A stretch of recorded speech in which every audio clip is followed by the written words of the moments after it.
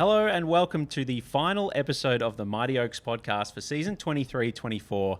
I'm joined by some very special guests tonight, but before we get to them, I want to once again thank the sponsor of the podcast across the season, Ray White Oakleigh, a proud sponsor of the Oakleigh Cricket Club and now the podcast. So thank you, Ray White.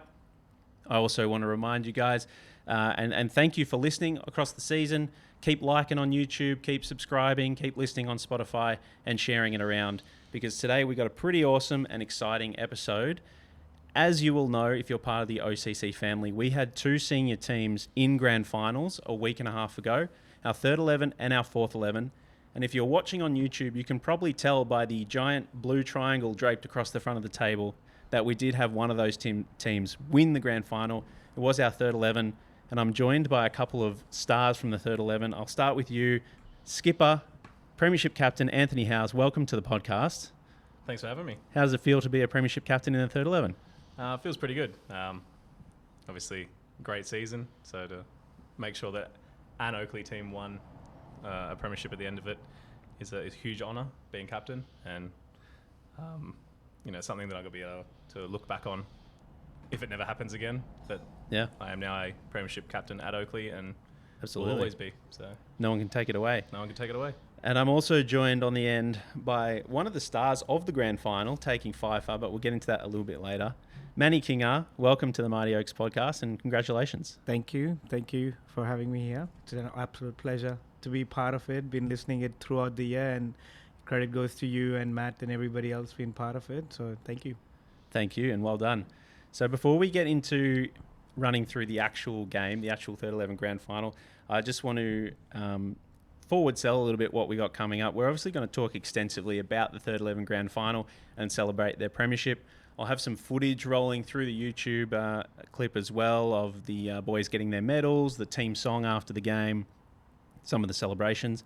But we also will talk about and acknowledge our fourth 11 who also played in the grand final but unfortunately did not win, but should still be very proud of their season to make a grand final in Division 1.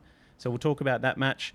And later on in the podcast, I have a very exciting announcement. If you're tuning in to find out the OCC Senior Team of the Year, at the end of the podcast, we're going to go through the 12 men that have made the Senior Team of the Year, which no one knows except me in this room. So that'll be exciting, boys. So we'll come back to that. All right, let's talk about the grand final. And as a couple of weekends ago, it was here at Warrawee against Caulfield. You guys finished top of the ladder after storming home in the latter half of the home and away season. First of all, let's talk about the toss. The semi-final? No. This is grand final only, this episode. If you want to find out the semi-final, you actually listen to our previous episode, finals edition. But yeah, let's talk about the toss. So who won the toss and what were you planning to do? So for those that do know, obviously in the semi-final against Croydon, I did win the toss and bowl on an absolute road. And I guess walking over to do the toss in the grand final, I thought if I win the toss and bowl there, I could probably win the toss and bowl anywhere. So the fact that it happened before, I backed in our bowlers. It's obviously a bit more of a tricky wicket than Croydon. I played a lot of cricket here, so I know it's bowler friendly. That is true. If you bowl with the right conditions and the right bowlers. So it was in my mind to bowl first. Luckily, Earl won the toss from Caulfield and decided to bowl instead, which took a lot of pressure off me because obviously bowling first, bit of an unknown. Good toss to lose. And we reminded about him for the next 48 hours. It was a good toss to win and a good toss for me to lose. So I was probably going to bowl. I know Rhodesy would have come hunting me down. Yep. A few sleepless nights during the week for the decision the week before, but I back our bowlers in. They've done a job all year, and I would have backed them in again. So, all right. Well, fair enough. As it happens, you lost the toss, and we batted first. Luckily, we got one of our opening batsmen sitting at the table here. Manny, you opened with Dinesh. Yes. Talk to us about your opening partnership, what you guys were thinking about out there, because you batted for quite a while together. Yes. So I was actually told on Thursday that I'm going to be opening because normally been opening 2s and then mainly been doing it 1 days as well. True, you hadn't opened for probably half a year. Yes. Yep. Yes. But mainly I've done it in 1 days, then 2 days. And Thursday, and said to me, "You're opening." I'm like, "Okay, that's fine. That's what I've done for the whole year." Going into toss, look, the wicket was quite hard, and from ball 1, it was really coming nice on the bat. And something me and Damesh talked about it from last weekend, that like we lost quite a few wickets the week before, so let's not do that this week. Mm-hmm. Drag the game a bit longer, have wickets in hand, so then we can go all out, because we've got batsmen batting till 12th, even I was told, in semi-final and final. So we just took our time, and we just, there was balls over there which we could have hit, but I know we batted a bit slow. We were talking about it as well till drinks. I think we were like on 25 odd after like 23 overs, but we know we had batting till the later, which can help us accelerate as well. And I was feeling quite good as well. Was a little bit nervous. It was my first grand final as well. I've never played grand final, coming from Malvern and Brunswick and other ones. I've always lost a semi-final and a couple of times against Oakleigh. So it was my first one, and I was a little bit nervous, but just as opening the batting a bit, but not for grand final. So that took the pressure off me. And the match, and we just stayed till there, I think till 25th over, and then I got out. I was just trying to accelerate a bit, but I was looking good and was looking for big, but unfortunately got out to an okay ball as well. So I'm not going to complain. Well, you two definitely, they say the openers are there to take the shine off the new ball, and fair to say you two did that. Manny, you ended up 24 off 94 balls, and Damesh got 12 off 103. Yes. So really knuckled down at the top there, you two. Yeah, I know. Look, we were slow, and it kind of like when Caulfield batted as well, they just lost quick wickets, and then you straight away on pressure. Yeah. We learned that in semi-final, so we thought let's just keep our shots out a bit and just... Yeah. And I think the captain just kept bowling throughout the day as well, so he was tired, so that was the whole point of it as well. Yeah, and exactly. So there's certainly nothing wrong with that plan, especially if it comes off and you can accelerate later in the innings, which is what happened for the Oaks that day. So as I mentioned, they were the two openers that scored. Who we have at 3? Was it Rhodesy? Rhodesy at 3 got 17. Rayan at 4 got 7. And we fell to a point where we were 4 for 70 at around about the 50th over. At T, we lost a wicket on T. At T. And then it was this massive partnership that really won the game for us. Yushi and Dion came together at 4 for 70 and put on 160 runs, unbroken partnership, to get the total score to 4 for 230. Aayush, we're going to speak to soon, but unbelievably, he scored his second 100 in as many games, ended 105 not out of 131 balls, 8 4s and 3 6s. A couple of those 6s sailed over the heads of the crowd under the Frog Box on the Saturday night, which I was a part of, and that was very exciting. And we also got to give a massive shout out and a lot of credit to Dion De Silva, who was dropped from the 3s for the semi-final, went and made 100, which we talked about in the previous episode, earned his spot back for the grand final and batted beautifully with Yush and got 55 not out off 84 balls and was part of this match-winning 160-run unbroken partnership. And I believe you were next in for that whole time, is that right? Yeah, bit of pad rush? Padded up for 40 overs. What turned out to be a bit of a thanks for coming for me as the captain. Didn't get to bat, didn't get to bowl. So all the boys took a catch. All the boys let me know about that. Took a catch throughout the day. That counts. You took a catch. Yeah, he took a catch. I'm just wondering, when it was 4 for 70 at T, how are you feeling? I guess same as Manny. I think from the position we were last week, we obviously learned a few things, that as long as we bat the 80 overs, we've got batsmen in the shed. So the team was pretty stacked with batting, to be fair. In the end, 4 of our better bats didn't even bat in the grand final, and we still made 230. So I guess as long as someone was set and someone was in there, I always had a thought that we could make close to 200. Obviously, the message to Yush and Dion was just work on the next partnership, try and get the total to over 160, and then when we got to 160, let's try and get to 200. Then we got to 200, so really, why not accelerate and make 230? They heard that message, didn't they? They nailed it. Yeah, they batted beautifully, paced the game, kept their wickets in hand, and then eventually, their opening bowler ran out of gas, started Yeah. cramping. They had to go to a fourth and fifth option that hadn't bowled all day, and the rest is history. I think we ended up scoring 100 runs off the last 8 overs. Yeah, Like that. something like that. So I was scoring actually.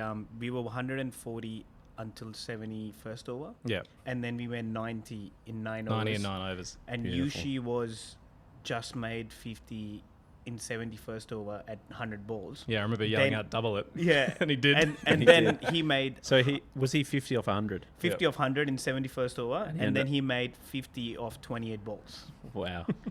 And then similar with You Dion. hearing this, Yush? You're coming on next. Get ready. And similar with Dion, he was like on 25 of like 50, 60 balls. And then suddenly next So he 30 probably came in like very 20, 30 30 balls off as well, 25 yeah. balls or something. Yeah. And credit Um, to them for doing that as well. The most amazing stat from one of their bowlers, and sorry to do this to you, Liam Giuliano from Caulfield, bowled first change. His first spell was 7 overs, 7 maidens, none for none. He ended the day with 14 overs, none for 52, which is pretty Extraordinary. incredible. Yeah. And unfortunately, just kept bowling the ball right in the middle of our boys' bats. And I've never seen a more contrasting start of the day to the end of the day. But thanks a lot. Well bowled. And commiserations. Thank you for coming. Yeah. All right, let's move on to day 2. We'll talk more about the batting innings when Yush comes on. But day 2. So we're defending 230. Day 2's a Sunday here. A lot of the 1s and 2s boys have the marquee set up on the hill, have the speaker out with some songs ready to play. How are you guys feeling going in? I'm assuming with 230 on the board, you were feeling pretty confident. Yeah, I was feeling pretty confident, even Saturday night. It's a Obviously great position to be in. great position to be, but you've just got to try and remind the team that it's only half the job's done. So Yep. I think the hard part being captain is trying to keep a lid on it. Obviously, anything over 150, I'd back us in to defend. Mm-hmm. We've Big ground in as the well. last 8 games we played, I think 7 of them we bowled a team out for under 100. So it just shows the strength of our bowling, and I was going to back us in regardless of the total. And yeah, obviously having 230 on the board, second highest score we made all season. Yeah. I was pretty confident. It's a good time to pull it out. Yep. We've got Ben Salmon, the opening bowler, coming on a little bit later here, so we might talk about the new ball bowling later. But Manny, let's talk about your bowling while we're here, because if you look at the stats, Caulfield ended up being all out for 100, and you've taken 5 for 33 off 17 overs. Bit expensive. Yeah. It's That's what Andy will say. not yep. really, Yeah. but well bowled. Thank you. Congratulations. Thank you. Do you remember what the score was when you came on to bowl? I think they were similar, about like 25 of 25 overs, and they lost 2 wickets or something. But they had 2 batsmen were like looking decent, trying to score, and again similar Yeah. thing. And it was one of their openers was really just battening down the hatches, wasn't he? Knuckled Yes. down. Yeah, I think he was not playing Oh, they're short number anything. Yeah, number 3, not playing short anything for 4th to 5th stump line, just playing on their pads and Yeah. stumps as well. So were you trying to just restrict runs? Were you thinking about wickets, or were you just coming on trying to restrict runs? I just wanted to bowl at the spot from ball 1, and I just wanted to do well and take wickets. I know leading up to the finals, I haven't bowled many overs in 2 days, but every time I bowl, I felt pretty good, and I didn't had many wickets this year as well because didn't bowl that many overs until semi-final as well. But I always knew I could bowl well, and I just wanted to bowl in this stumps and get the wickets, because I know chasing big score grand final is always pressure. So I knew they will pressure. Yeah. I knew they will do mistakes, and then it just kicked off with the first LBW, and then it just didn't stop until I took 4 wickets, and said, "Oh, should let me give other guys a go as well, like Fateh and other ones." And I'm you like, said, "I'm on 4 wickets. Don't yeah, take me off." well, I actually Basically begged me. yes, I to did. stay I on. did not gonna deny, because I also said, like, I don't know if I'll be playing again or not. So this is my opportunity to take Fifer and Oakleigh. Yeah. So, and best time to do it, in grand final. And did you take the last wicket? I think you did. Yes, I did. Yeah, the said batsman, the number 3 one. Oh, very nice. So Yeah. by that point, so they're chasing 230 all out for 100. So we did get to a point where we knew we were going to win. Yeah. But how did it feel to take that last wicket? The question for both of you, Manny, you can go first, but how did it feel getting that last wicket, cementing that premiership, and then celebrating with the boys? Look, it's probably one of the best feeling playing, Subbies cricket and part of Oakleigh as well. And that's one of the reason I moved to Oakleigh, that I wanted to feel the winning grand final feeling, never had before, and then be the one taking the last wicket of said batsman. Yeah. That was pretty good as well. And I saw my brother doing it last year, winning the flag with the team in threes as well. So I just wanted to do the same thing, but taking a fifer, probably the best figure in the whole season I had. So why not? Yeah. What did your brother get in the grand final last year? I didn't think so. He get any wickets. He only bowled like 3 or 4 overs. So you've got that over him. Yes, now as well. yeah, I did. But he got the grand final before me. So yeah. Absolutely. And how did it feel for you when you got that last wicket? Yeah, it was a bit of a strange one. Obviously, I think I've lucky enough to play in 5 or 6 Premiership teams at Oakleigh to this point, and I think in all of them there was a lot of unknown for the whole day. But as you said, when it looked like we were on top and we weren't going to, give that momentum back to them, you kind of celebrating out there on every wicket. That. So you were enjoying it. You were enjoying it. Yeah, you knew nice. that it's almost an inevitable, conclusion. But you've still got to try and stay grounded. As You never know. You never know. You never know. Yeah. You don't want to, have egg on your face or anything. But, it was really, really fun out there. And, my job at the end there was to just try and make sure that everyone's grand final day was successful, that they have something to look back on, and celebrate being a part of the team, doing something in the team. Unfortunately, Manny didn't let anyone else have the opportunity, but he did deserve those wickets. I think bowled the house down. Probably didn't get the rewards in the semi-final that he should have. I think he ended up with 1 wicket. 1 wicket, yeah. Semi-final, but probably our best bowler in the semi-final. Just didn't get the reward for it. So, all the pace bowlers did their job early in the innings, bowled that 4/5 stump line, created the pressure. So then I knew eventually they're going to have to go for it. And if we bowl a spinner that's still moving the ball, you're going to get Puts all the onus on the batsman to try have to and go make for it something eventually. happen. Otherwise, you bat it out and finish 2 for 80 off 80 overs. I don't think so. I think they were going to go for it. They eventually did, and our field was set up. Manny bowled beautifully and got the rewards. So it was. I reckon at about 7 down, I started celebrating, which is I can say it now because we won. Yeah. But at about 7 down, I was, going off to Sagar every couple of overs. Not far away from a premiership. So probably one of the last decisions you had to make was whether to give yourself a bowl, whether to take Manny off, was it, and give yourself a bowl? The plan was to come on the over after. Obviously, Unlucky. Yes.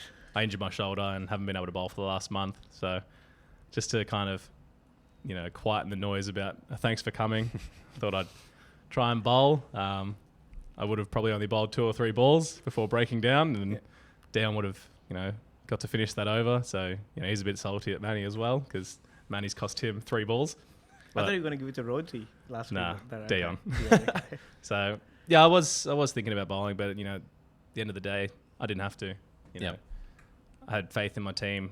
Obviously, semi-final, grand final, the bowlers had done majority of the work. So for, Manny and Salmon and Max to reap the benefits of taking some wickets, I think they well and truly earned it. And, they can look back at their grand final experience and be pretty happy about their performances. So Yeah. I'm kind of glad Absolutely. I didn't bowl in the end. It's Who knows what happened? It's a great result for you with the injury. You took a catch, so it's technically Yes. not a thanks for coming. Yeah, I feel bad and for you're the Sagar. Premiership captain. It's Sagar fine. didn't take a catch, didn't make a run.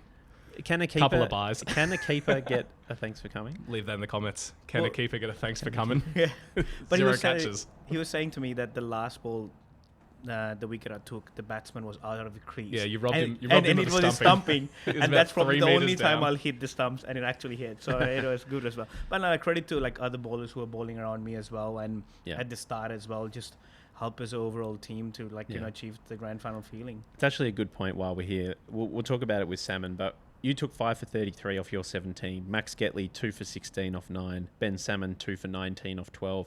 And Aaron Lund 1 for 12 off 10. So everyone was keeping it tight. Everyone was doing the job. And everyone came through for that all out for 100 and that win. Anyway, thank you guys. We might take a quick break here from our sponsor, Ray White. And we'll come back with some more Premiership heroes on the Mighty Oaks podcast. We'll see you soon. Hey OCC community, my name's Matt and you're listening to the Mighty Oaks podcast. Support us by following us on YouTube or checking out our socials. Welcome back to the Mighty Oaks podcast. It's the grand final edition, and I'm here with a couple of absolute superstars from our third 11 Premiership team. Welcome, boys. I'm going to start with you, Ben. Welcome. Give us a general feeling. Congrats on winning the flag. How's it feel a week and a half later? Still pretty surreal to win my third flag for Oakleigh. In how many years? In 5 years. Handy. 5 years, I think. That's Yeah. pretty good. And played in 4 grand finals, so it's been a pretty good run. And I've enjoyed it just as much as the others. So yeah, it's been good. Awesome. And the man of the match, the Allan Stamps medal winner, Aayush, welcome back to the podcast. You've been on last week after you scored 100. Were you not out? 100 out. 100 not out in the semi-final, and another 100 not out in the grand final. Congratulations. Thank you, Miles. You won the Premiership last year, I believe, as well. Yeah. So well done again. But the Allan Stamps medal, how are you feeling a week and a half after those heroics? I'm still recovering, to be honest. Yep. From the game or from the post-match? From I'd say the post-match thing. Fair enough. It was a big, good bender, I'd say. But yeah, good to be back Nice, on man. the podcast. All right, well done. So, boys, we're going to run through the game again and get your perspectives on it. So, as we mentioned before, we batted first on day one. First of all, were you pretty happy that we were batting first? Honestly, it doesn't really faze me. I just go in with the same mentality to win the game, regardless of what we're doing. But always runs on the board to start's always a bit more comfortable in a final. But yeah, I'm happy to go either way. 100%. Like, where we playing our home ground, we know our strength, and any day I'll back my captain for whatever toss because it's like a Whatever he 50-50 chooses. chance. So Nice. Well, Ant's obviously got you both trained well because they were both two very good answers. So I hope you're happy with that, Ant. But let's talk about the batting innings. So we won't go through the start, but Aayush came in at number 6. Score is 4 for 70. I'm assuming you were feeling in good touch with the bat after scoring 100 the week before. How did you feel at 4 for 70? What was the initial focus of your innings? Were you trying to counter-attack? Were you trying to just absorb some pressure? How did it play out? like coming back from semi-finals where I scored a ton, I was confident with the bat, but at the same time I was also nervous because we were 4 down for 70, and we there was like 40 overs in. We were like 36 or 40 overs in. Yeah, it would have been about that. Yep. So yeah, that means like we were bad at like half of the day. I knew that the tee is around the corner, so me and Ryan, Ray, our plan was to play till tee and take the score off after tee, but it was unlucky for Ray to get out on the last ball of the tee.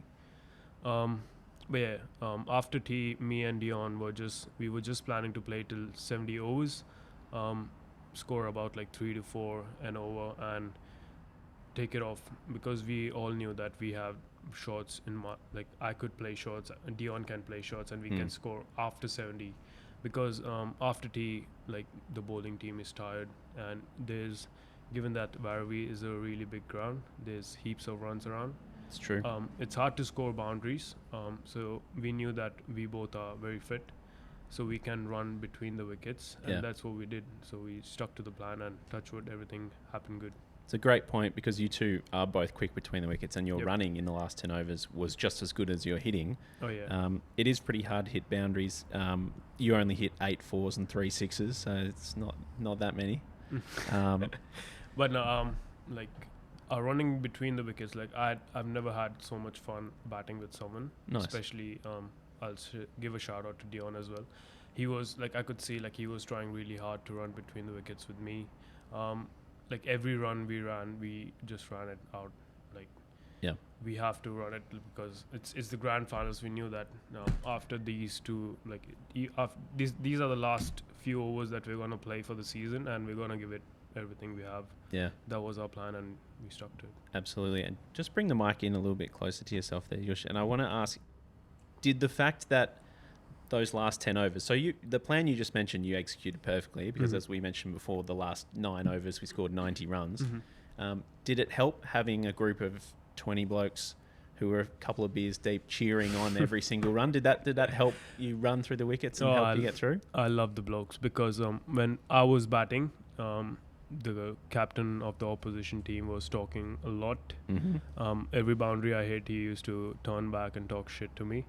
But support from the stand always gives you like a heads up, because it's like it's not you two, because it's just 2 batsmen versus 11 players. Yeah. But you also know that you have players around you, the team shouting for you, cheering you up. So it also is like a big motivation to score runs. So every run we ran, after every over, I went to Dion and I was like, I love how we're on the same page, and just look at our mates. They're so happy. Just run for your mates. We need this win for them. Well, I'll tell you, watching the whole game, that last 10 overs on day one, watching you guys hit those runs was the most exciting part of the match, and we all very much enjoyed it. We could also hear you, Big Benny Salmon, from up here yelling every run, so well done to you. You were rallying the troops up in the stand. I do my best. All right, well, congratulations again on your ton, mate. And thank you, cheers. we put 230 on the board. Let's move to day 2. So Ben Salmon, you had the new rock. You had the first ball of the day entrusted to you. I was on the sidelines filming that first ball. Yeah. How did the first ball go?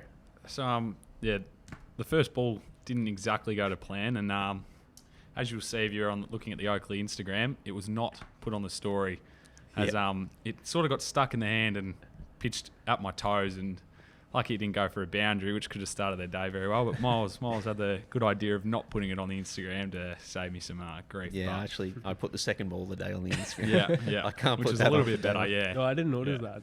Yeah. And I'm glad the captain didn't see it either, or else I wouldn't have got as long of a spell. So no, it was good. So, on that first ball, did you feel nerves? Were you nervous running in? Was that a possible reason? Because I think you opened with Max. I think, from my point of view, watching both of you first over or 2 was a little bit not as consistent as we'd like, but you guys both worked into it. Yeah. How did it feel from your hand? A few times this year, just struggle with just getting into it straight away, which is just a bit of a mental thing. But once I felt like once you got in my rhythm a bit, like it started to feel real natural, and then I was actually starting to get through the crease. But the first couple overs I was just a bit mental and a bit nervous. So I think that probably was the main reason. But worked out all right. And it didn't take too long to get the breakthrough? No, I think in the 7th over or 8th over was the first wicket. Yeah, and let's find out. Yeah, 1 for 12, then 2 for 12. Yeah. After 6 or 7 overs. Yeah, so two within 2 overs. So it was good to get them on the back foot there, and they started pretty well, so it was good to get those 2 wickets and the 2 openers and put them on the back foot, so it was good. Yeah. From your point of view, Aayush, you came on first change. Do you think the 2 boys with the new ball bowled well, or how did you feel when you came on? Were you confident, nervous? No, it was like a mutual feeling, because the way we started the innings, it was a bit skeptical, but I'm proud of them, how they came back, recovered, got back to their lines and length, built a proper bowling partnership, and well-deserved breakthroughs for both of them. Yeah. When I came back when I came back for the first change, and handed me the ball, and he was like, just do your thing, and that's what I did. I just bowled tight lines. My main focus was to bowl dots, because as building partnerships is a big thing for cricket. Yep. Well, you definitely did that. 9 overs, 5 maidens, none for 11. Your spell. That was my sole focus, because we had a big target on the board. Yeah. And I knew that, because we have a good bowling attack, if we can just restrict them to dots, they're gonna build pressure. They're gonna give away shots, and that's what happened. Absolutely. Every dot ball that you bowl is a step closer to victory for you guys. So, absolutely agree with that. All right, we've talked about the end of the game with Manny before, coming on and taking his 5. Ben, you ended with 2 for 19 off your 12, so well done. And your opening partner, Max, 2 for 16 off 9. Shout out Lundy, also got 1 for 12 off his 10. But let's move to post-game. Yeah.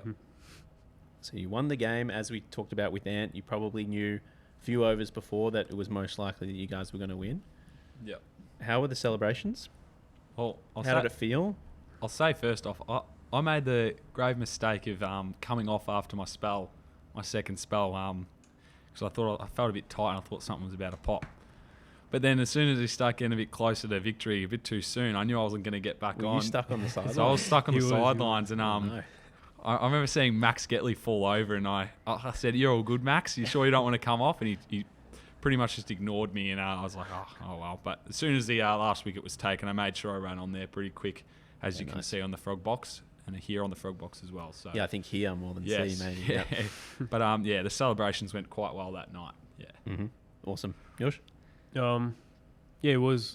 We were still a bit skeptical because they had a set batsman in. But as we got closer to the victory, it was evident that it's gonna win. I couldn't wait to just get in there, sing the song, Relax and relax enjoy it. Yeah, exactly. But it was a good feelings afterwards. The post-match medal ceremony went good. Every speech was good and motivational. Let's talk about the medal ceremony quickly, because you did win the best of field, the Allan Stamps medal, which is obviously a famous and very cherished award here at Oakleigh Cricket Club, named after our own Al Stamps. You're the third Oak to win it, after Matthew Stamps and Tom Ison. So congratulations for joining a very exclusive club. Thank you. Just tell me about how it felt to win that. Were you really happy? Were you just happy about the team winning? How did you feel? A huge privilege to win that medal, because when we won the flag last year for the twos, I saw Leito got the Allan Stamps. I was like, wow, that's kind of cool, because it says Allan Stamps medal, match winner and man of the match. Nice. So I was like, wow, I need that one day. Yeah. But yeah, no, jokes apart, it was a privilege to grab the medals and the clinking afterwards. The boys never left a chance to boast me about it. We can hear the clinks. But yeah. Nice.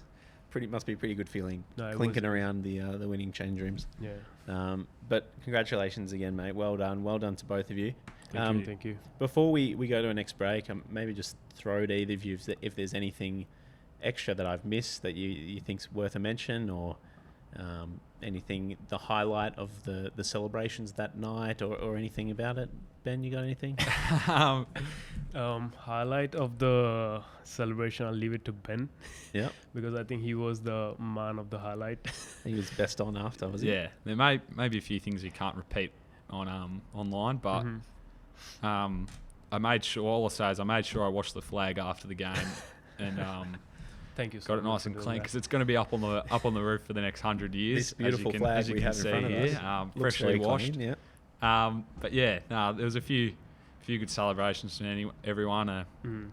But yeah, thoroughly enjoyed and well deserved by a great team, and I was quite glad to. It was a bit bittersweet ending up in the team in the end. Obviously, want to play as high as possible, but it was really fun coming into the team, and they welcomed me with open arms, and I really enjoyed it. Really enjoyed my last few weeks of the year, and it ended quite well. So 100%. I'll just like to say a thank you to all the boys that came on, made our celebrations more cherishable. Throughout the night, there were boys coming in, coming out, having a beer with us, talking. So yeah, that was. It's good to see that Oakleigh culture is growing, with everyone supporting, even if they didn't play. On the hill, in the stands, is cheering. So it also feels good at the end that you did something. that's the one last thing I'll say is the support on the hill, mainly on Sunday, was incredible. I actually wanted to ask, could you hear the speaker? Could you hear the music? Yeah, we heard the speaker. So we all, a few of us got I think almost all the bowlers got asked their walkout songs, which I think throughout the day the boys forgot to play as they started getting slightly more intoxicated. Shout out Latho for doing that, and I think he did it for the first couple of bowlers. But what did your song happen to be? Momentum. What was your song? Mine Aayush? was J. Cole's. I keep forgetting the name. that It's one. A J. Cole song. Yeah. Mine was Cult of Personality by Living Colour. So CM Punk, if you don't know that. I was Sam sitting Punk, right next to the speaker for that one. Yeah, So so thanks that for was. that. I felt pretty pumped up, and clearly it pumped me enough to bowl a ball at about 60 k's an hour. But yeah, All right, boys. Well, thanks for jumping on the No Mighty dramas. Oaks podcast. Ben, you might hang around and join me Yep. after the break. Yes. But we'll go to a quick break. We'll hear from our sponsor. We'll come back. We'll talk about the 4th 11 grand final. And we'll also find out the team of the year. See you soon. The Mighty Oaks podcast is proudly presented by Ray White Oakleigh. Ray White is there to help with all your real estate needs, including buying, renting, or selling your home. Go and see Jonathan Eves at Ray White Oakleigh and tell him the Mighty Oaks podcast sent you. Welcome back again to the Mighty Oaks podcast. Thanks again to Ray White. And for our next segment, I'm joined by 2 of the 4th 11 lads who played in the grand final, Harry D and Tharin. Welcome, boys. Thanks for having us. Yep. Thank you for coming on. So I know it's not the easiest thing to do after you played in the grand final and unfortunately didn't get the win. But I wanted to go through the game because I still think, obviously you guys had a great season. You finished 2nd on the ladder. You made a grand final in Division 1, let's not forget. But unfortunately went down. So we'll have a quick talk about the game. You're playing Mount Waverley at Mount Waverley. I'm assuming Mount Waverley won the toss Yes. and they chose to bat. Yep. And they ended up posting 7 for 235. It's lucky we have you two guys here with us, actually, the Spin Twins. You guys bowled a bulk of the overs. Tharin, you bowled 26. Harry, you bowled 24. Harry, let's start with you. How did the game start off? How did it feel? And whenabouts did you come into the attack? So I thought we started off pretty well. Sam Iverson got a early wicket. He bowled quite well, actually. He had a bit of a sore back, but he bowled quite well. And then they sort of got a couple little partnerships going on. I sort of came on in the 25th. What was I? Bowled 24 straight, so whatever that math is. It was, Yeah, probably a bit earlier than yeah. that. Look, we bowled okay. Bowling and fielding was not our best performance that we had, obviously. 235 is a decent score. You're going to be happy with that. So we're just pretty, okay. Yep. Is how I'd describe it, yeah. It looked like I was down there for a bit on that day. It looked like a pretty good wicket for batting, a nice, flat, relatively small outfield, so Yep. a good place to bat, Yeah, looked like. it was, good conditions to bat in. And then, they took advantage, and, grand finals are never going to be easy. No. They're always tough, so, and fair play to them, they batted quite well, so. Yeah, and they've got some seriously experienced guys down there. I reckon I recognised the guy playing in Mount Waverley Fours who I played against in the Fours 15 years ago. Yeah. And he was old then, so they got some fair talent down there. Tharin, let's talk to you, mate, because you were the pick of the bowlers, and well done to you. You took 4 for 67 off 26. Yep. Now let's talk about your bowling. How did it feel coming out, and are you proud of the way you bowled? I think on the day, obviously pressure played a big part because obviously as one of the spinners, you'll get the bunch of the workload to do. And then first 10 overs I bowled, I couldn't get a wicket. So I was like, where should I improve on, and then what more should I do differently? And then we had tea, and then I had a speak with my captain, and then I was trying something different. So I had to go more fuller and more quicker through the air, and then that helped me better in the second spell. So I got 4 wickets, so 2 before 1 drinks break, and we had one more, and then another one after the drinks break. So it was pretty much had to bring the game back after. Yeah, nice. And Harry, you got one yourself. How do you feel your spell went? It was a nice long spell for you both. How were you? You got through all right, and how about you? Talk through your 1 wicket. Yeah, so it was different for me. I think the semi-final was the longest I've ever bowled in a game, and that was 13 overs. So to pretty much double it, And was, then you bowled 24, yeah. Yeah, to pretty much double it was a new challenge, which I really enjoyed. I like to be involved in the game as much as I can. But yeah, I felt I didn't get a wicket until probably my 22nd over towards the end, so it was a long grind. I felt I was able to keep it tight for most of it, and then they sort of put on 60 in the last 10 overs. It was a good Which partnership. is going to happen. Yeah. End of a long day. So credit to them, they batted quite well. But I Yeah. thought me and Tharin we kept it tight for most of the day. Yeah. So still didn't bowl. Probably the best we haven't bowled all season, but it was alright. Yeah, the game kind of slipped away at the last 10 overs where they were like kind of slogging it, and we couldn't do much in the field as well because we both were tired because 26 overs, especially for spinners. It's a lot of overs. And yeah, I think last few overs, if we could cut off like 2 more wickets and then put a hold on the run floor, we would have been in the game. But yeah, it's cricket. Yeah, and so before we move on to day 2, Tharin, I want to ask you, last week we talked on the podcast about your unusual skill of being able to bowl with both hands or both arms. Did you try that? 20 overs in, did you think maybe I'll try bowling the other hand? Or? Yeah, because when the left-hander was facing me up, I was like, should I switch to my left arm? And I was like, no, it's a grand final. And then probably a risky time to bring that. Have you ever done it in a match, bowled both arms? I think I played a friendly game against Pegs versus Deakins University, and I bowled one over with my right arm, and I said, look, can I try one with my left? And the first ball I bowled landed off the pitch, and I was like, I should probably stop doing this. Yeah, they're probably writing you off at that point, like, this bloke can't do it. But I bowled the 5 next balls pretty good, so I was happy thinking that I finally done it in the game. Okay, nice. Yeah, it's a great skill to have. Keep working on it. Maybe we'll see it in next future season. years. Let's move on to day 2. So we were chasing 236 to win. We ended up being all out for 138, and it was a pretty tough grind by the sounds of it. Tough to score, a bit of slow going.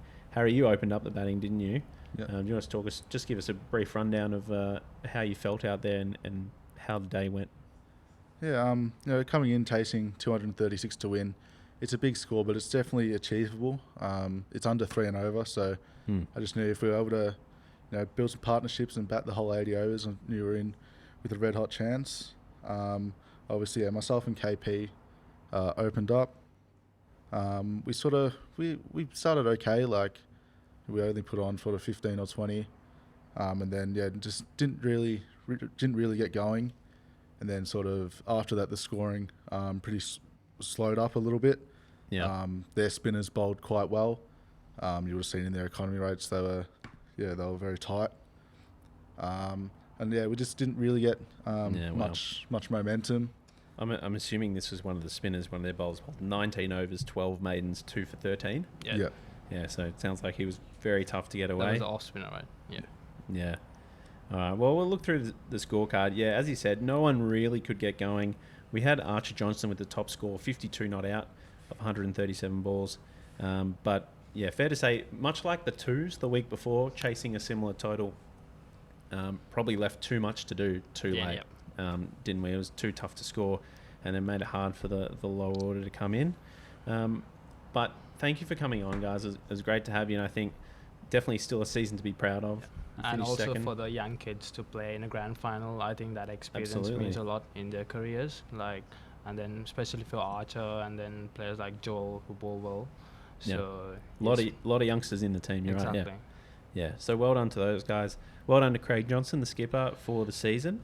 Overall, I've just got a few stats here, including finals and everything. 10 wins and 4 losses on the year.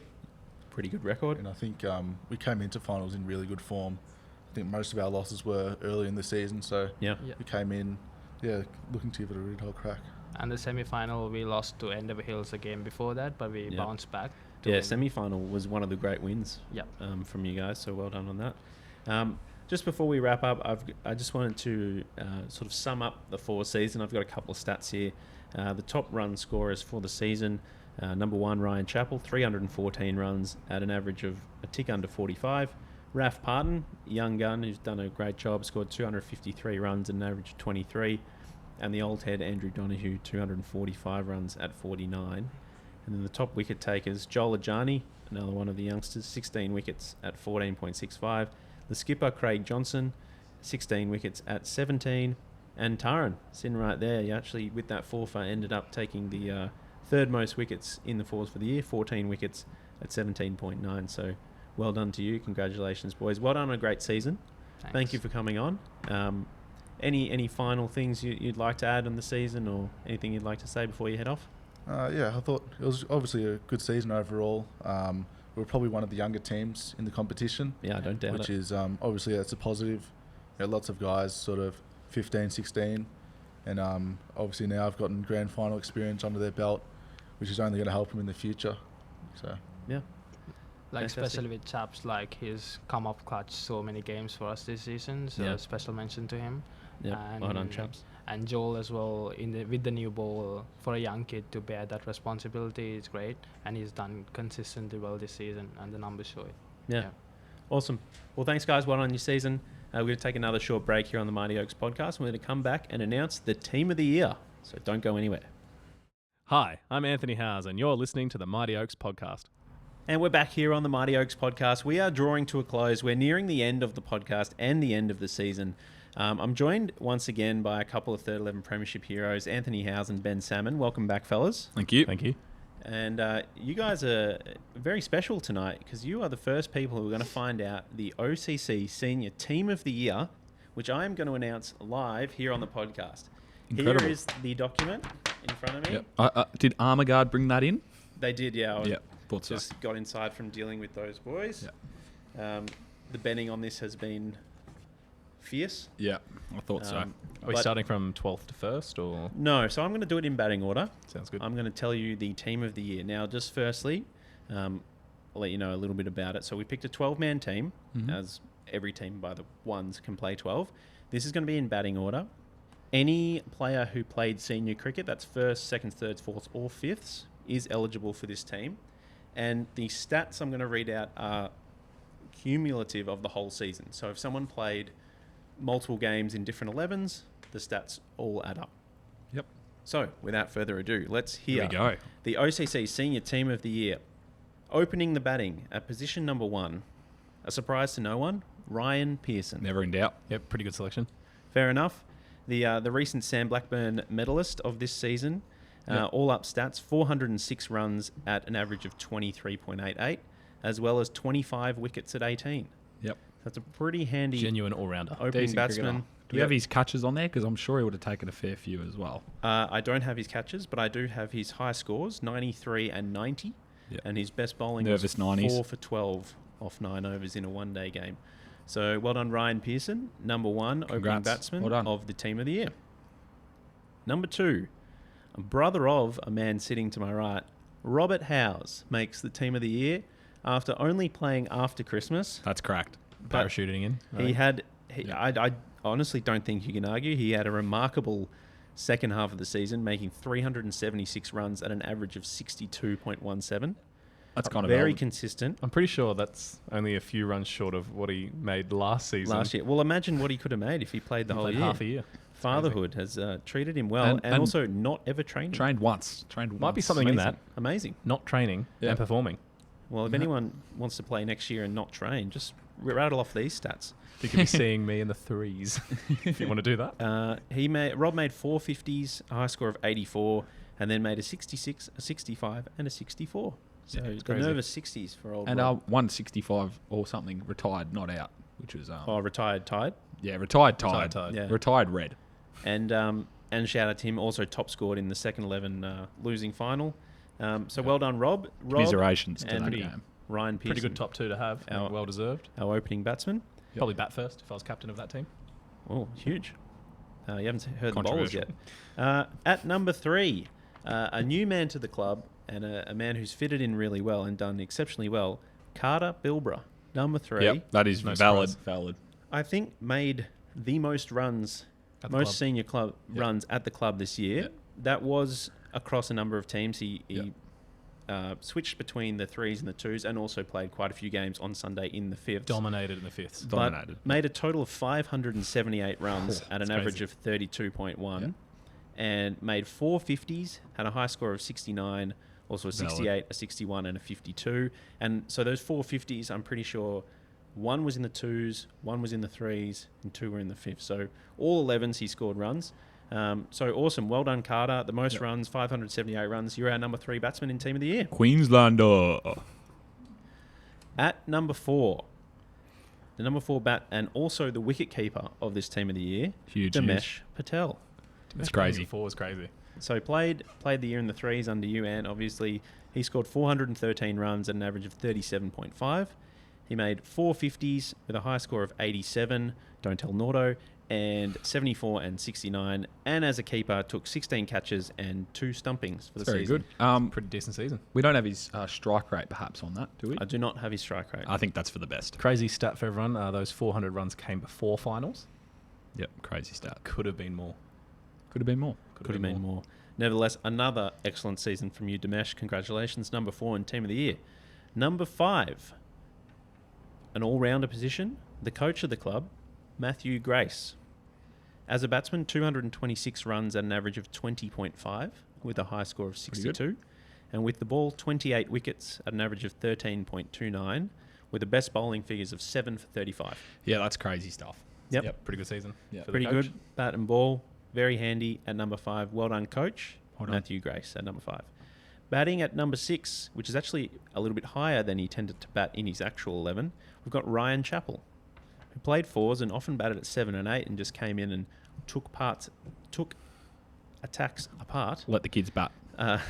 later in the innings. But well done to Chaps. 314 runs and an average of 44.86 with a high score of 58. He rounds out the top 6 in our team of the year. Great top 6.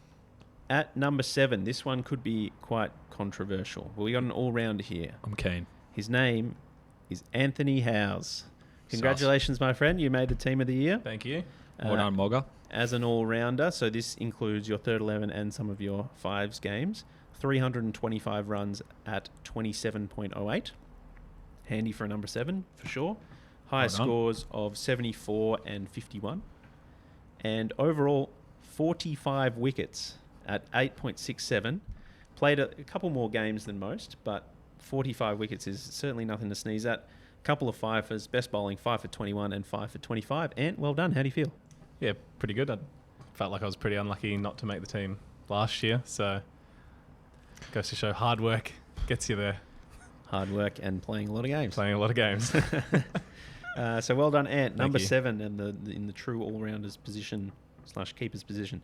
At number 8, one of our young guns and also a bowling all-rounder, Joel Ajani. Huge news. 155 runs at 14. That's only in senior cricket. He also made hundreds of runs in junior cricket this year. Yeah, But I think he made over 1,000 runs this year. he across made- the board at Oakleigh. He made other junior cricketers look silly this year, so it was good to watch. yeah, Average about a 240, I think, in one of those grades. made a lot pretty of runs, crazy. and hopefully as he grows and plays more senior cricket, we'll start to see those large runs come in the 4s, 3s, 2s, and hopefully 1s. But also as a bowler, took 17 wickets at an average of 14. Pretty impressive. Very handy. Well done, Joel, in the 4th 11. Also played 1/3 game, I think. Yeah, he did. I will say that's very impressive for a young fella to have an average like that. It's never easy to keep the runs down. Yeah. So that's quite impressive. Yeah. Congratulations, Joel. Number 8, team of the year. Number 9, this one I don't think anyone can argue with, and this would have been pretty early picked in most people's teams. Josh Peake, the Dominant. pick of the bowlers for the first 11 this year. 34 wickets at an average of 17.65. That also counts a couple of wickets in T20 and one game in the 2s where I think he took 4 for. What about the other game in the 2s? I don't actually know what you're talking about, so if you're going to look, you're probably going to... We'll leave that one up to the crowd, but he pulled it back, so well done, Josh. And well done, Josh. He also scored 94 runs at an average of 9.4 for your number 9. So And he well can done. hit a seriously long ball. Yeah. A big ball. Handy So, lower order batter. Yeah. Yeah. But well done, Peaky. First season at Oakleigh, came down, made his debut in round 1 and 34 wickets for the year and team of the year. So well done, Peaky. Well done. At number 10, can I get a drum roll, Ant, please? Because this is a big one. This is a big one. This man has been called many things this year, mainly noodles. Oh, Ben Salmon, team of the year. Well done, sir. Congratulations, Jeez. my friend. yeah. Thank you. At your number 10, 25 wickets at an average of 16.29, with best bowling figures of very handy 5 for 10 off 9 overs. Yep. Is that And in the if- 2s? Yeah, it was in the That 2s, was yeah. in the 2s, and for regular viewers and listeners of the Mighty Oaks podcast, we actually interviewed Ben after that fifer out on the ground, so you can go back and listen to that if you want to. We'll put the link in the below this video. Absolutely. Also, handy 145 runs at an average of 18.13 and a high score of 77, Yep. which was pretty awesome. Would you like Yeah. to tell us about that 77? I think you were just saying No. you enjoyed that more than the grand final one before. I think so. I got presented my bandana that game, or my do-rag, and got to play with my captain here, and we put on a 96-run partnership that game, and unfortunately he checked out before we could get to 100. But it was very enjoyable getting to spend some time in the middle, and I think it really settled me down before finals. So it was good to know if it was needed in finals, I was ready. So having done both, what would you prefer, taking a fifer or making 77? Taking a fifer, yeah. Okay, taking a fair fifer. enough. Good Yeah. answer. Well, congratulations, Ben Salmon, number 10 in the Team of the Year. Well done. Thank you. Thank you. At number 11, one of your good mates, Ben, the angry man himself, Tom Ison. 27 wickets. Guido! 27 wickets at 17.59. Best bowling of 5 for 28. Jeez. And 35 runs at 7. But at number 11, fair to say he's in for his bowling. This guy had a great season, Tom. Played the entire year in the 2s after playing in the 3s and winning best on in the grand final last year. Was ever reliable, sort of came on first or second change all year. Remarkable consistency with his line and length.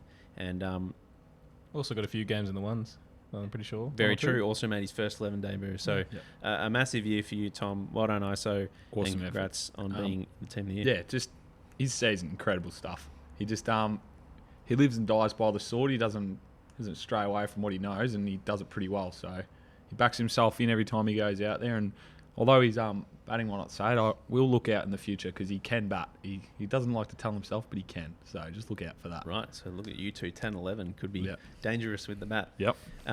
Yeah, I just want to say about ISO, having not really played with him much before this season and definitely not kept to him much before this season, what impressed me the most, we all know emotions come out. He wears him hard on his sleeve and he can blow up and he can get angry.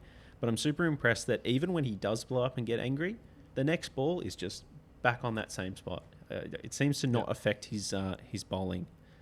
So well done, Tom. Well done. And as we mentioned, this is a 12-man Team of the Year.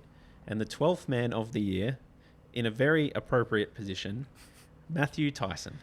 Valid. Genuine number 12. Genuine number 12. Reflected in his 4 runs for the year at an average of 2. Not bad. Yeah, J-Ro's probably going to put that one on the Instagram. So, but yeah, obviously he's in it for his bowling. 24 wickets at 14.63, and only a best bowling of 3 for 24. Just So consistent. it just shows he doesn't take big bags. He's just consistent on the spot every week, reliable, and especially in the short form one-day cricket, which we play a lot of, you can just bank on his 9 overs being. he's always going to get the breakthrough. Whenever he comes on, he gets the breakthrough. So he's a great asset to have. Yeah. So well done. That's the Team of the Year. I'll run through them again. Opening the batting, Ryan Pearson and Robert Howes. 3, Carter Bilbra. 4, Dinesh Patel, who's the wicketkeeper. 5, Matthew Grace. 6, Ryan Chappell. 7, Anthony Howes. 8, Joel Ajani. 9, Josh Peake. 10, Ben Salmon. 11, Tom Ison. And 12, Matt Tyson. So congratulations to you all. Well done. Now, officially, we don't name a captain for this team. But looking at the team, I'll put the team sheet in front of you there, boys. I think there's a couple of good candidates for captain in there. We have the first 11 captain in the team, so he'd be an option. I actually think Anthony Howes, captain of the thirds and a premiership captain, pretty valid claim to be captain of the team of the year. Well, I'd like to just go through a couple. Like you look at Ryan, he's the first 11 captain. You've got Matthew Grace, the coach of the club, and Robert Howes, a former captain of the twos for a while. So, but it really comes down to at number 7 spot, Anthony Howes, who captained the only premiership winning team this year. So I think that's an absolute lock. Yeah. So I tend to agree. But we'll throw it out to you. If you're watching, listening, who do you think should be captain and who do you think is stiff? I think we're going to put up a poll, so make sure you answer that poll. Yeah, if I there might not be a was poll, to obviously be named captain of this team, I'd take it, a lot of pride in that. I think it's a really, really good team. There's a lot of deserving players, but I think if that title was given to me, that'd be very, very proud moment for me. So up to you guys. Don't sway your votes, but I'd be honoured if I was named captain of this team. Well done. Is there anyone that jumps out at you guys as being unlucky to make it? I think one that jumps out to me is probably Raf Parton in the fours. Another young up-and-coming player. Yep, we had his He's stats up before. Pretty consistent. A couple of 50s. 253 runs at 23. Yeah, he came to the club, first senior experience, I think, this year, and I think he's developed into a really decent player. I think pretty stiff not to play in the thirds this year, just based on, the team that we had. We were pretty strong through the 11s, so did spend his whole season in the fours, but I think he's one of those guys that could easily take a position up in the threes next year, starting there, and doesn't really have a ceiling at the moment. So Absolutely. No, definitely. And showed a lot of improvement just 100%. within this season. So 100% development, bit of character. I think early on was struggling to score runs, and I think a couple of chats with some senior players about being more proactive and a bit more aggressive at the crease, and that's helped him in the long run. So as long as he continues to develop, I don't see why he can't go high in this, higher in the teams, play twos, ones down the future. So 100%. he's one I'll be looking forward to see how he develops. Good shout. For sure. Anyone for you, Salmon, you want to mention? I've got one, if you haven't got one on the top of your head. I think you should say yours, yeah. I think Nathan Harford Yep. is probably the stiffest batsman. He Yep. played first 11, fair made call. 100, was obviously assistant coach of the club, but his stats speak for themselves. Over 300 runs, an average of above 30. I think he's probably the stiffest, so a little shout out to you, Half. Great season, well done. Yeah. I do notice that we don't have a genuine... Oh, actually we do. Sorry, Ryan. I was going to say we don't have a Spinner? genuine spinner. Yeah, Ryan Pearson's But, the spinner. if you're opening the batting and you're the best spinner as well. So That's a fair effort. He's taken over 20 wickets as a it's spinner. pretty good. I'd say I'd go with Harford as well. 100%. Yep. All right. Well, that was the team of the year. Hope you enjoyed listening to that. Shout out to all those guys. And we're coming to the end of the podcast now, boys. But there is one more thing I wanted to mention. We flagged it before, but it's the end of the season. And at the end of every season, we traditionally have our presentation night where we look at presenting some more awards. This year, we're going a little bit different. We're having the end of season celebration. It's going to be at Wines on Poth, which is a favourite venue of ours at the Mighty Oaks podcast. Saturday, April 13th, starting at 7 p.m. If you still want to come, get in touch with Oaks co-host Jimmy Ben. $55 per person or $100 per couple, which includes food and gets you a $20 drink card, and there'll be $10 drink specials. Anything you guys want to add about that night that we're looking forward to coming up soon? I think it'll be a great night for the club, and I think it's good we're experimenting with something new and seeing if that'll be a little change bit less things up. formal. Bit less formal, which some people don't enjoy. I know a few do enjoy it because they get to dress up and be in a suit and that. But I think this will be good. Good to change it up and have another celebration. Yeah, it'd be nice to see as many players getting down as possible. I think, There is a 70 limit. or 70 or 80 players played this season, across all the grades. So if we get a nice high number, obviously turnaround for the club is huge. And oh no, second voice cracker. There's another one. That's crazy. I But won't edit it out either. just having everyone there to celebrate will be huge. Unfortunately, didn't win more premierships this year. Well, we got two. We got the third 11 and we got the thirds vets. and the vets. Yeah, so in past seasons we've had multiple premiership teams, and I think it's shown on celebration nights. You see a lot more people here. The more flags you win, obviously. So it'd be nice to see everyone down there to celebrate the year that was, and launch into next season on the back of it. Beautiful. Well, we're looking forward to that. April 13th. Get down if you haven't let Jimmy Ben know already, and I'll see you boys there. But that brings us to an end. That will be the end of the Mighty Oaks podcast for the season. Thank you so much for watching and listening on Spotify, on YouTube, Apple Podcasts. Thank you to everyone who throughout the season has come up and told me they listened or said they liked it or given me feedback. It's been fantastic. Big thank you to my podcast team, Trent Shields, Matt Girolami, Jimmy Ben, Jeff Latham. They all put in a lot of hours either co-hosting the show or doing some social media work for it or coming up with segments, all that kind of thing. So thank you to you four very, very much. Thank you to the club. Peter Webb, the president, thanks for letting us in here using the rooms to make up this podcast. Thank you to you two boys for joining me. Thanks for having us. Congratulations for winning the flag. I hope the celebrations continue for many, many more weeks until we roll around next season or perhaps for the winter season. No, we won't be having any premiership hangover like the Pies at the moment, though. So That's excellent to hear. Glad you mentioned the winter season. So if you want some cricket content over the off season while Oaks podcast takes a break, there'll be Oak vlogs for the winter games. I know Ray TV is going to be heavily invested into creating some content throughout the season. Yeah, so we'll put the details on the screen here, but what are the details? What are the ats? So on YouTube, Oak Vlogs. On TikTok, Oak Vlogs. And on Instagram, Oak Vlogs, all with a Z. With a Z. Beautiful. We'll get around Oak Vlogs in the off-season and the winter team. I do want to thank again Ray White for sponsoring the podcast for the season. Thank you, Ray White Oakleigh, and thank you for your years of supporting the club and sponsorship in general. And finally, a massive shout out to a mate of mine, Trey Robin. When you listen to the start and the end of the podcast, you'll hear the little musical opener we've got, which is underlaid across the boys singing the Mighty Oaks theme song. But he composed that for us. He made it. So thank you, Trey. Completely original, which is incredible. All original music, purely for the Mighty Oaks. Very talented actor, musician, Trey Robin. Thanks a lot, mate. Thank you, Trey. Thank you, boys. Thank you, Oakleigh. Thanks for having us. Well done on a great season. Thank you. And all Go the best Oaks. for the future. Go Go Oaks. Oaks. Go Oaks. Let's go back to back. Woo! Back to back to back.